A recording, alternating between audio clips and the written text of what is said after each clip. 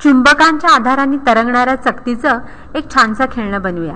यासाठी तुम्हाला लागेल एक सीडीचा बॉक्स, जुन्या सीडीज, चुंबक, गम आणि बाटलीचं झाकण। सुरुवातीला सीडीचा बॉक्स उघडून त्यातल्या सगळ्या सीडीज काढून टाका। नंतर बेस पासून दांडा 4 सेंटीमीटर अंतरावर असा कापून घ्या।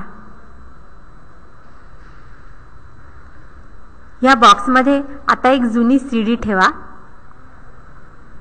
आणि सीडीच्या कडेला गम लावून घ्या। या गमवर आता अगदी जवळ असे चुंबक चिकटवून घ्या। हे सगळे चुंबक एकाच ओरिएंटेशन मध्ये असतील याची खबरदारी घ्या।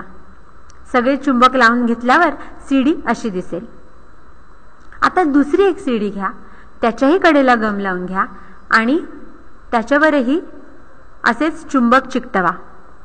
ह्या चुंबकांचं ओरिएंटेशन हे आधी बनवलेल्या सीडी सारखंच असेल याची खबरदारी घ्या।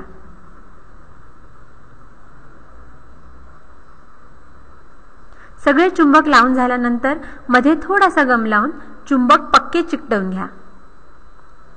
आता ही सीडी जर तुम्ही दांड्यामध्ये घातलीत तर दोन्ही सीडीचे जे चुंबक आहेत त्यांचे एकमेकांच्या समोर येणारे ध्रुव हे सारखे असणार आहेत, त्यामुळे ते एकमेकांना प्रतिकर्षित करतील आणि सीडी अतिशय छान तरंगेल।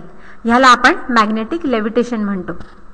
हे एक घर्षण विरहित बेरिंग तयार झाल्यामुळे ही सीडी जर तुम्ही थोडीशी फिरवलीत तर बराच वेळ ती फिरत राहू शकते।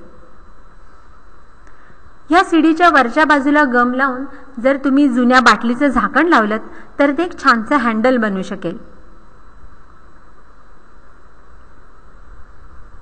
हे लावल्यामुळे सीडी फिरवणं सोपं होईल।